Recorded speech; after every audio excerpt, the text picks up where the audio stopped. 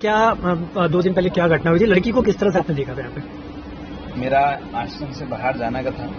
जैसे ही मैं अपने गेट पर पहुंचा, मुझसे गेट से 10 से 20 फीट दूरी पर वह बालिका बंडेगढ़ क्षेत्र की ओर से आ रही थी। जैसे ही मेरा जाना हुआ, शरीर पर ऊपरी वस्त्र था, नीचे कोई वस्त्र नहीं था।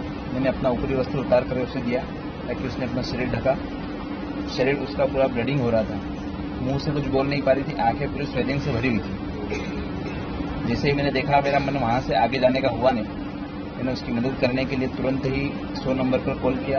2-3 बार वहां से कॉल कटा, कोई व्यवस्था नहीं बन पाई। फिर तो अफसरों ने वापस पुनः महाकाल थाने में जो हमारे कुछ लोग हैं वहाँ उन्हें कॉल किया, उनसे फिर नंबर लिए, सब फिर महाकाल थाने में रिपोर्ट दर्ज कराई। फिर 100 नंबर पर पुनः रिटर्न कॉल किया।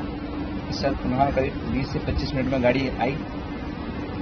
जब तक वह बालिका मुंह से कुछ नहीं बोल पा रही थी, बोल तो रही थी लेकिन उसकी भाषा में समझ में नहीं आ रही थी। मैंने कई बार उससे पूछने की चेष्टा करी कि भाई तुम्हारे माता पिता कौन है, कहाँ से आई हो, क्या नाम है तुम्हारा। हमने उससे ये भी कहा कि तुम यहाँ सुरक्षित हो, किसी प्रकार कोई आपको डर नहीं है। अब आपका कोई बाल भी वाक़ा यहाँ नहीं कर पाएगा। यदि आप अपना मोबाइल नंबर या माता पिता का मोबाइल नंबर कोई जानती हो तो आप यहाँ बिल्कुल नहीं संकोच होकर के नंबर बता सकती हो।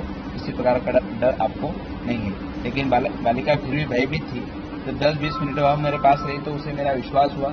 जब भी कोई नया व्यक्ति गाड़ी के पास आता मेरे, तो वह बालिका उनसे बहुत भयभीत होकर के मेरी छाया में छुपने का प्रयास कर रही थी। जैसे ही पुलिस प्रशासन का आना हुआ, प्रशासन ने उसकी मदद करके उसे अपने वाहन में बिठा करके वो लोग जो है यहाँ से चरक हॉस्पिटल उसे ले गए। अच्छा, आपको कहीं लगा कि वो जो है लड़की जो है उसके साथ मारपीट भी हुई है? सर आपने बता रहे सूजन की आंखें पूरी स्वेलिंग से भरी हुई थी।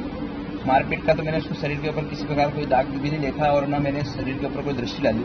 मेरा लक्ष्य सिर्फ उसकी मदद करने का था। मैं उसे अपना वस्त्र, ऊपरी वस्त्र दिया नीचे उड़ने के लिए, नीचे पहनने के लिए। बाकी मैंने उसको शरीर पर किसी प्रकार का चोट का निशान नहीं देखा। आपने जब उसको पहली बार देखा, क्या वो बेहोश हो चुकी थी या फिर वो चलते हुए? बिल्कुल स्वस्थ थी, वो बोल भी रही थी, बातें भी कर रही थी। कहीं जाने के लिए बार बार किसी गाँव का नाम पूरी ऐसा उसे कुछ नाम बता रही थी। मैं समझ नहीं पा रहा था उसकी भाषा में कि वो किस क्षेत्र का नाम बता रही थी।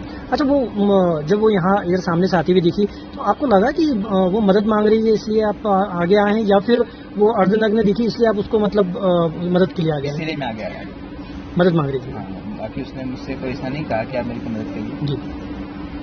मैंने उसे कुछ पैसे, नकदी पैसे 100-50 रुपये भी दिए हाथ में। और फिर जो है मुझे ऐसा लगा कि यह कहीं से है और भयभीत है। फिर मैंने पुलिस के साथ मानवता को देखते हो। जी।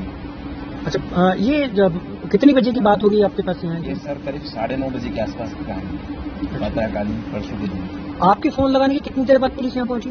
20 मिनट। 20 मिनट में आ गई थी। उसके बाद वो सीधे उनको लेके चले गए? सीधे उन्हें लगा। मेरा आपका? मेरा नाम आचार्य राहुल शर्मा। आप क्या है यहाँ पे? व्यवस्थापक हूँ।